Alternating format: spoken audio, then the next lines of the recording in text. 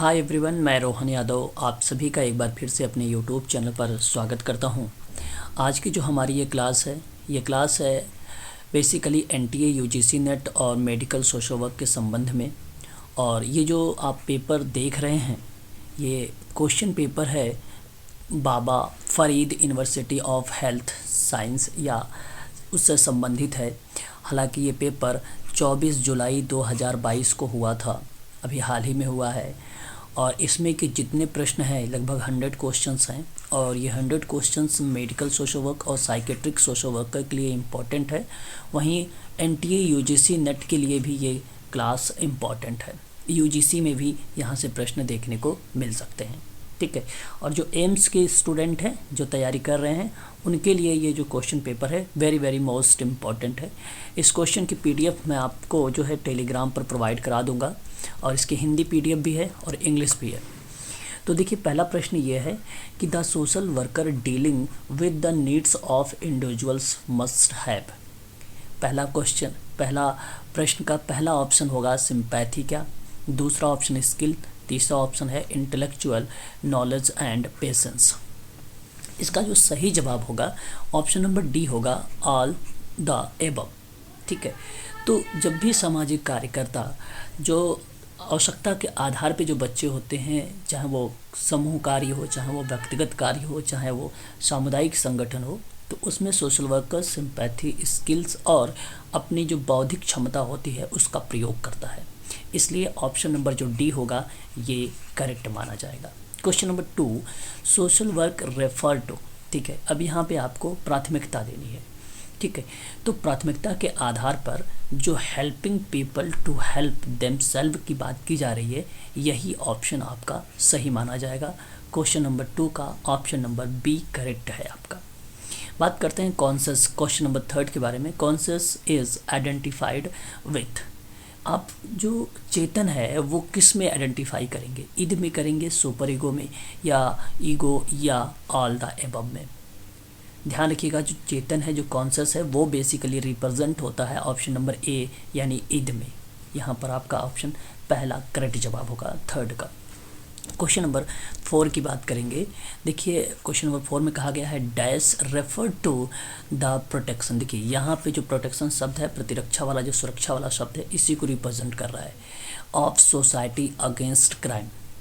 तो social security होगा, option number C is the right answer होगा। यहाँ पे social security is the right answer माना जाएगा क्वेश्चन नंबर 4 का। बात करते हैं क्वेश्चन नंबर 5 में। Sociologist describe the terms group. Group का मीनिंग बताया गया है कि जो समाजशास्त्री हैं वो किस तरीके से डिफाइन कर सकते हैं। क्वेश्चन नंबर 5 का सही जवाब अगर हम बात करें यहाँ पे तो आप ध्यान रखिएगा, people involve in organised pattern of interaction, अंतःक्रिया। ऑप्शन नंबर आपका सी अगेन करेक्ट माना जाएगा क्वेश्चन नंबर 5 का। बात करते हैं क्वेश्चन नंबर 6 के बारे में। Who define the disability as disease of social relation.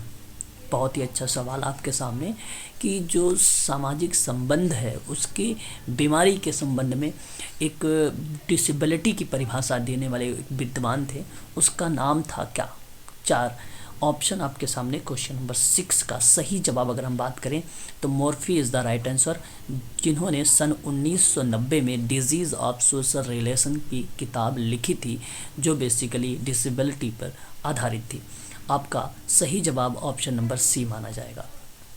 Next बात करेंगे क्वेश्चन नंबर 7 के बारे में। Comprehensive national policy on disability was launched in. Question number 7 का सही जवाब, यहाँ पे बहुत सारे बच्चे का जो जा रहा होगा सन 1995 जा रहा होगा, बल्कि ये 1995 गलत हो जाएगा क्योंकि ये पीडब्ल्यूडी एक्ट को रिप्रेजेंट करता है। नेशनल पॉलिसी ऑन डिसेबिलिटी की बात हुई है तो सही जवाब ऑप्शन नंबर डी जाएगा आपका 2006 करेक्ट माना जाएगा, ठीक है। क्वेश्चन नंबर 7 का बात करेंगे क्वेश्चन नंबर 8 के बारे में। आपसे 8 पूछा जा रहा है कि डिसेबिलिटी इज़ द डिसएडवांटेज या डिसएडवांटेज की बात की जा रही है, मतलब एक प्रकार की हानि की बात हो रही है, ठीक है। फिर उसके बाद कहता है या आप कह सकते हैं restriction of activity caused by the society which exclude disabled from main stream, मतलब समाज की मुख्य धारा से, is correct explanation of which definition.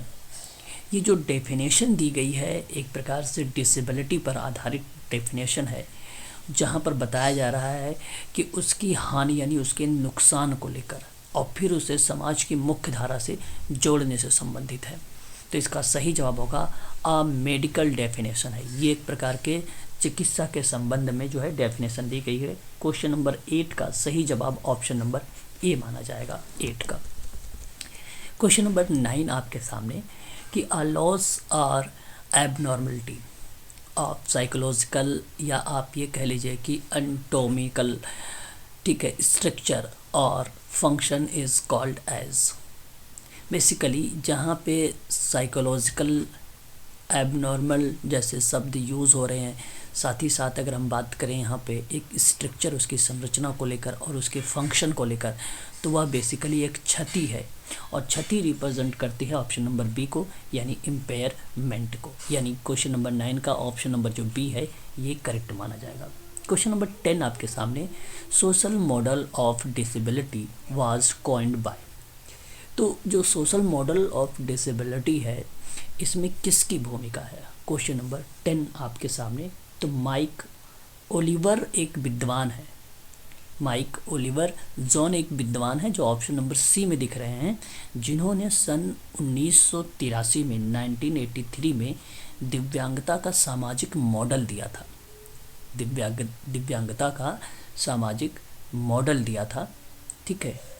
तो याद रखिएगा ओलिवर का नाम, बहुत बच्चे यहाँ पे माइक ओलिवर को भी चुनाव कर रहे होंगे, और एक माइक ओलिवर जॉन भी है, ठीक है, ठीक है।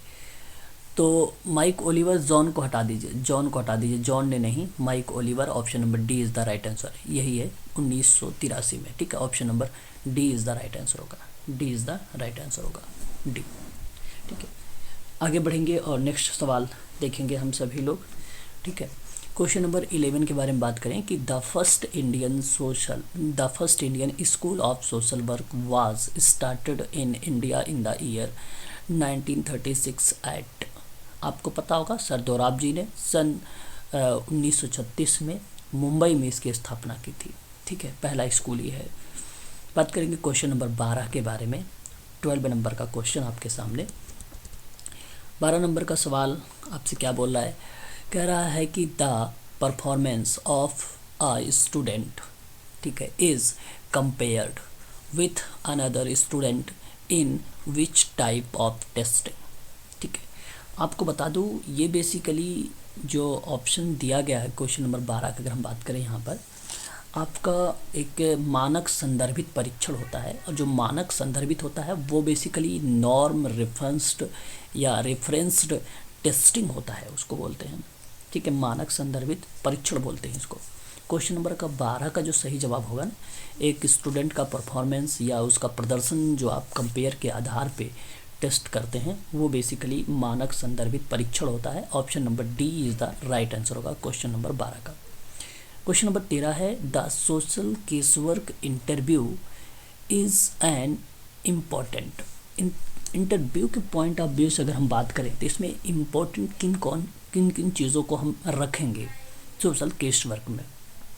तो एक टूल्स को आप रखेंगे, टूल्स भी आपको इन्वॉल्व करना पड़ेगा, मेथड को भी आपको इन्वॉल्व करना पड़ेगा, टेक्निक भी आपको इन्वॉल्व करनी पड़ेगी। क्वेश्चन नंबर जो 13 का सही जवाब होगा वो डी करेक्ट माना जाएगा, ऑल द एबव, ठीक है। यहाँ पे जो सोशल केस वर्क के अंतर्गत हम इंटरव्यू इज़ एन इम्पोर्टेंट तो है ही है इंटरव्यू, और उसके साथ ही साथ और क्या चीज़ों को शामिल करेंगे, टूल्स को भी, टेक्निक को भी और मेथड को भी। ऑप्शन नंबर डी करेक्ट माना जाएगा। इंपॉर्टेंट सवाल है सारे के सारे, Baba Farid university of health science के ये क्वेश्चन है जो एग्ज़ाम में आप लोगों को देखने को दोबारा से भी मिल सकते हैं। जैसा कि मैं आप लोगों को यूजीसी का पेपर सॉल्व करवा रहा था तो उसमें से कुछ क्वेश्चंस आप लोगों ने देखा होगा, जैसे मैंने ये प्रश्न करवा रखा है कि in HIV counselling VCTC refers to, तो ये रेफर टू किसको करेगा, इसका फुल फॉर्म आपको बताना। मैंने फुल फॉर्म पहले भी आप लोगों को बता चुका हूँ क्वेश्चन नंबर 14 का। है ना। तो देखिए voluntary counselling and testing centre है, मैंने आपको पहले बताया ट्रेनिंग नहीं होगा, ठीक है, और ट्रेनिंग नहीं होगा, ट्रीटमेंट भी नहीं होगा, मैंने टेस्टिंग का नाम लिया था, इसलिए आपको ध्यान रखना होगा, ऑप्शन नंबर बी करेक्ट माना जाएगा। क्वेश्चन नंबर 15 भी मैंने आप लोगों से करवा रखा है। विच, देखिए ये यूजीसी का जो क्वेश्चन 13 और 14 और जो 15 है, ये यूजीसी में 3 से 4 बार पूछे जा चुके हैं, यही प्रश्न रिपीटेड हो चुके हैं, और मेडिकल सोशल वर्क में तो पूछे ही जाते हैं ये प्रश्न। प्रश्न नंबर 15 देखिए, which one of the following is not a technique of case work. ठीक है, क्वेश्चन नंबर 15 आपके सामने। इसका बता दूं मैं आपको, इंटरव्यू भी रखा गया है, काउंसलिंग भी रखा गया है, ऑब्जर्वेशन भी रखा गया है, बट जो लॉबिंग शब्द है ये सरकार के द्वारा है, मैंने समझाया भी आप लोगों को व्याख्या में। तो ऑप्शन नंबर जो डी है यही नहीं है, ठीक है, आपसे पूछा था कि not a technique social case work, तो option number D is the right answer होगा। क्वेश्चन नंबर 16 की बात करेंगे हम लोग, यानी 16 नंबर का सवाल आपके सामने होगा। कह रहा है कि in community development the word jack of all trades master of none the title is given to. आपको बता दूं, इसके अंतर्गत अगर हम बात करें सुपरवाइजर्स, ऑफिसर्स, पॉलिटिशियंस, है ना, बट यहाँ शब्द हमें दिया गया है कम्युनिटी डेवलपमेंट के लिए, jack of all trades master of none, तो वो बेसिकली विलेज लेबल वर्कर्स होते हैं। ऑप्शन नंबर आपका यहाँ पे जो होगा 16 का बी करेक्ट माना जाएगा, ठीक है, याद रखेंगे। क्वेश्चन नंबर 17 की बात करेंगे, who is the first person. देखिए बहुत बच्चे अभी बात करेंगे, first person established principle of community organisation in social work. तो जो समाज कार्य है, समाज कार्य के अंतर्गत एक सामुदायिक संगठन है जो प्राथमिक प्रणाली के अंतर्गत आती है, और उसके सिद्धांतों के बारे में जब बात होती है तो एम.जी. रॉस का नाम लगा के आते हैं। बट प्रश्न यहाँ पर है who is the first person, तो एडवर्ड लिडमैन का नाम आता है। यहाँ पर ध्यान रखिएगा, क्वेश्चन नंबर इसका अगर हम सही जवाब की बात करें तो ध्यान रखिएगा ए करेक्ट माना जाएगा, Edward Lidman, option number A. Murray G Ross नहीं होंगे, ध्यान रखिएगा, ये मुर्रे जी रॉस नहीं होंगे। ये बात करेंगे नेक्स्ट क्वेश्चन, क्वेश्चन नंबर 18 के बारे में, 18 के बारे में। 18 आपसे कह रहा है कि barrier free environment under PWD act, PWD person with disability act है, इज़ रिलेटेड टू। अब ये चाहे प्रश्न, हालांकि PWD एक्ट ये जो पेपर है 2022 का है, आप जानते हैं RPWD एक्ट के बारे में 2016 में आया था, इससे पहले एक PWD एक्ट था जो 1995 में था। अच्छा, इन दोनों एक्ट का जो कॉमन शब्द था ये वही दिया गया है यहाँ पर ऑप्शन में, बैरियर फ्री इन्वायरमेंट को लेकर ही, ठीक है। तो ऐसे भी प्रश्न हमें देखने को मिल सकते हैं। तो देखिए पहला ऑप्शन है कि एक्सेस द लीगल एड, बिल्कुल यहाँ पे इसकी बात की गई है, ये आपका करेक्ट रहेगा। उसके बाद आपके सामने आता है यहाँ पे टेसरी केयर सर्विस भी आपका आएगा, एक्सेस द पब्लिक फैसिलिटीज़ भी आपकी आएगी। Option number D all of above, option number D correct माना जाएगा यहाँ पे क्वेश्चन नंबर 18 का सही जवाब ऑप्शन नंबर डी। जो टेसरी केयर सर्विस है इसको बोला जाता है तृतीयक देखभाल सेवा, तृतीयक देखभाल सेवा बोला जाता है इसको, ठीक है। बात करते हैं कंपोजिट रिलीजन, जो है रिलीजनल एक सेंटर होता है जिसको हम बोलते हैं रीजनल सेंटर, क्षेत्रीय केंद्र बोलते हैं, for person with disability work for. Question number 19 में अगर हम बात करें तो जब हम कंपोजिट रिलीजन या रीजनल सेंटर की बात करते हैं तो regional centre basically vocational training पर भी रिप्रेजेंट हो गए, एजुकेशन पर भी रिप्रेजेंट होगी, रिसर्च एंड डेवलपमेंट पर भी रिप्रेजेंट होगी, इसलिए all of above is the right answer, option number D correct माना जाएगा 19 का भी। बात करेंगे क्वेश्चन नंबर 20 के बारे में। 20 कह रहा है कि the purpose of social work include, अब उसका उद्देश्य क्या है समाज कार्य का, समाज कार्य का उद्देश्य, अभी अप्लाइड टाइप का प्रश्न, बेसिकली एड्रेसिंग सोशल प्रॉब्लम की बात करता है, option number A is the right answer होगा यहाँ पर क्वेश्चन नंबर 20 का, ठीक है। अच्छे प्रश्न है सभी के सभी। क्वेश्चन नंबर 21 की बात करें, नेशनल ट्रस्ट एक्ट है, नेशनल ट्रस्ट एक्ट आप जानते हैं, मैं पढ़ा भी चुका हूँ, सन 1999 में। इस एक्ट के तहत एक ऑटिज़म को ध्यान रखना है, एक सीपी को ध्यान रखना है, सीपी मतलब सेरेब्रल पॉलिसी, एक एमआर, बेसिकली अब इसको आईडी के नाम से जाना जाता है, इंटेलेक्चुअल डिसेबिलिटी, पहले एमआर यानी मेंटल रिटार्डेशन, इसको ध्यान रखना है, एक एमडी को ध्यान रखना है, एमडी का मतलब होता है मल्टीपल डिसेबिलिटी। तो प्रश्न पूछा है कि नेशनल ट्रस्ट एक्ट जो है 1999 में यानी 1999 में covered the following disability expect, है ना। तो ध्यान रखिएगा यहाँ पे, जैसे अगर हम सेरेब्रल पॉलिसी भी कवर करेगा, ऑटिज़म पर भी करेगा और आपका मेंटल रिटार्डेशन पर भी कवर करेगा, लेकिन ऑप्शन नंबर जो ए है लेप्रोसी कार्म पर्सन वाला, जिसे कुष्ठ रोग निवारक हम कहते हैं, तो ये इसको रिप्रेजेंट नहीं करता है, इसलिए ऑप्शन नंबर ए आपका करेक्ट रहेगा 21 का ए ऑप्शन सही रहेगा, ठीक है, याद रखेंगे। क्वेश्चन नंबर 20, अगर हम 2 की बात करें, इसका सही जवाब क्या होगा 22 का। तो 22 में देखिए कह रहा है कि a 12 years old girls has childhood disability, she is noted to have posture, अब ध्यान रखिएगा पोस्चर एंड मोमेंट, ध्यान रखिए डिफ़िकल्ट हो रहा है, यानी पोस्चर और उसके साथ ही साथ मोमेंट करने में उसे कठिनाई हो रही है।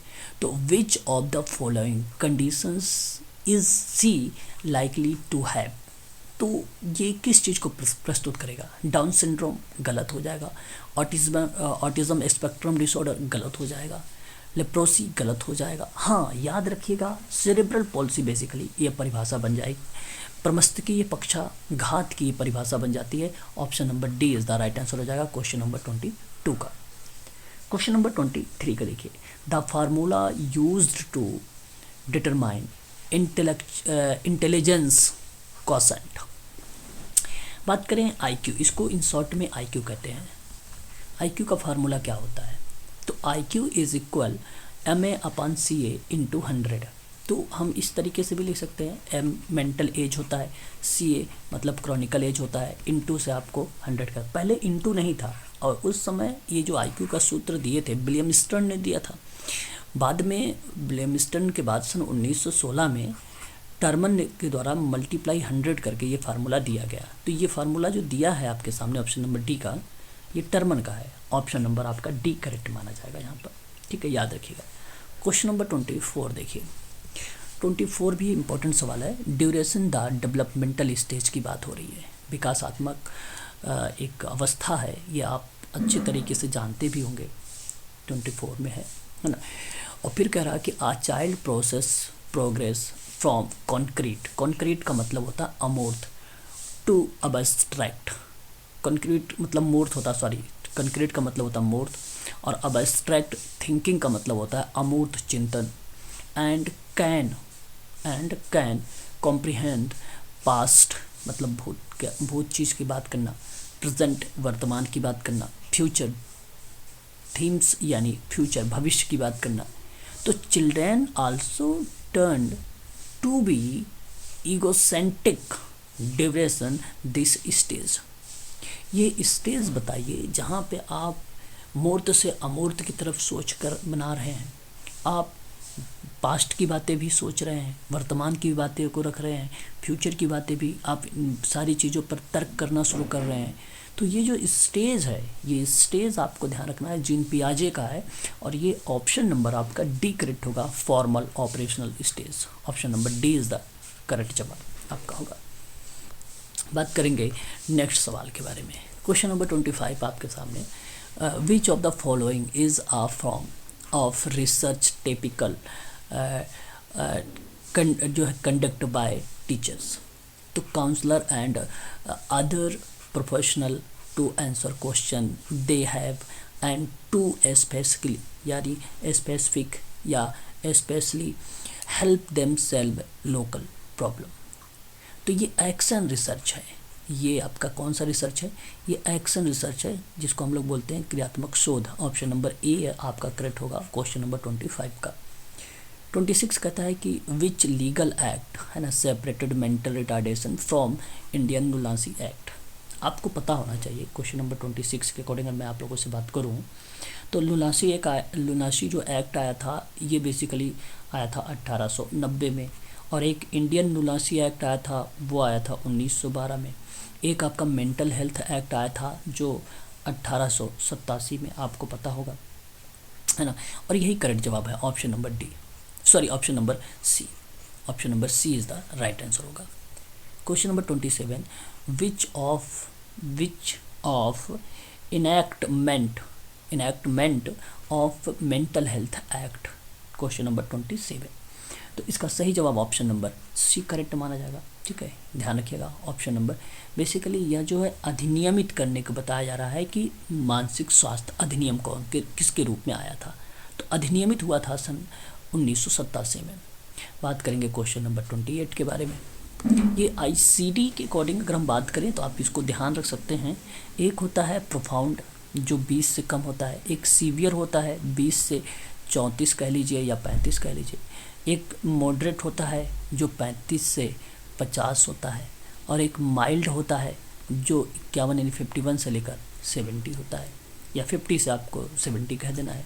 तो प्रश्न आपके सामने है कि आईक्यू रेंज ऑफ सीवियर, अब देखिए ये प्रोफाउंड है, ये सीवियर है, तो सीवियर इंटेलेक्चुअल डिसेबिलिटी या mental retardation as per ICD 10 classification.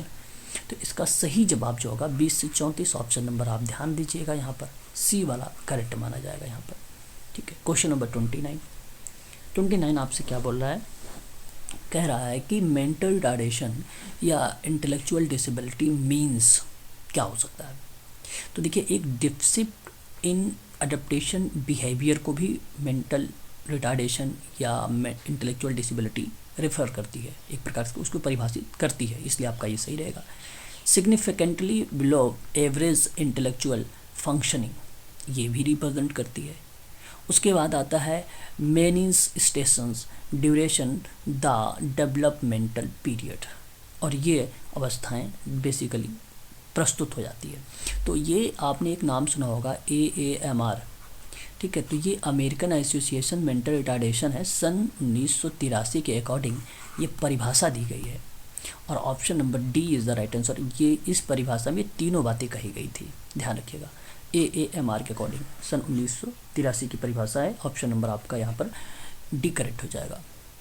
Question number 30 ले लेते हैं। 30 आपसे क्या कहता है, व्हेन एक्सिलरी का मतलब होता है सहायक, force used to protect the ego force is called as.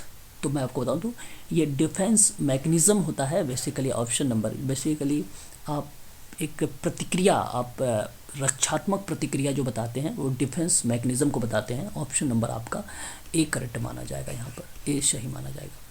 Question number 31 देखिए, pre operational stage is part of which theory. तो ये भी जीन पियाजे का है, जीन पियाजे का। और जीन पियाजे की ये जो थ्योरी है प्री ऑपरेशन जो है ऑपरेशनल स्टेज का, है ना। प्री ऑपरेशनल स्टेज बेसिकली मूर्त को बताता है, मूर्त संक्रियात्मक अवस्था को बताता है।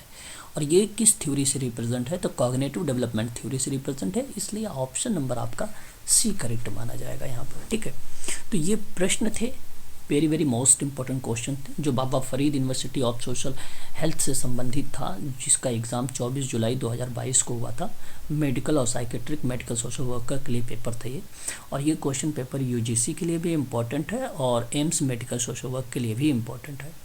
यदि आप समाजकारी में ऑनलाइन क्लास लेना चाहते हैं तो मैं आप सबसे बता दूं कि यूजीसी नेट के लिए अगर आप केवल मार्च तक लेते हैं तो उसकी 3000 फीस है, और यदि आप मार्च के एग्ज़ाम में भी बैठना चाहते हैं और प्लस जुलाई के एग्ज़ाम में भी बैठना चाहते हैं, यानी 2 बार पेपर देना चाहते हैं आप, तो उसकी फ़ीस 5000 होगी। 2 किस्तों में 2500 रुपये करके जमा होगी, ठीक है। और एम्स मेडिकल सोशल वर्क के लिए, हालांकि ये पेपर था ही उन्हीं के लिए इम्पोर्टेंट, बेसिकली इम्पोर्टेंट तो यूजीसी के लिए भी है ये, और वो बच्चे अगर ऑनलाइन क्लास लेना चाहते हैं तो उसकी 3000 फीस रहेगी। और आप अधिक जानकारी के लिए आप मुझसे संपर्क कर सकते हैं 8506031308 पर आप कॉल कर सकते हैं, या आप व्हाट्सअप के माध्यम से भी आप जानकारी प्राप्त कर सकते हैं, ठीक है। तो आज के लिए बस इतना ही, फिर हम और भी प्रश्नों पर जिक्र करने वाले हैं आज दोपहर 1 बजे से, ठीक है। 1 PM पर हम लोग सोशल वर्क के और भी क्वेश्चंस हमने ले रखे हैं, उस पर चर्चा हम ऑनलाइन क्लास में करेंगे, ठीक है। आज के लिए बस इतना ही।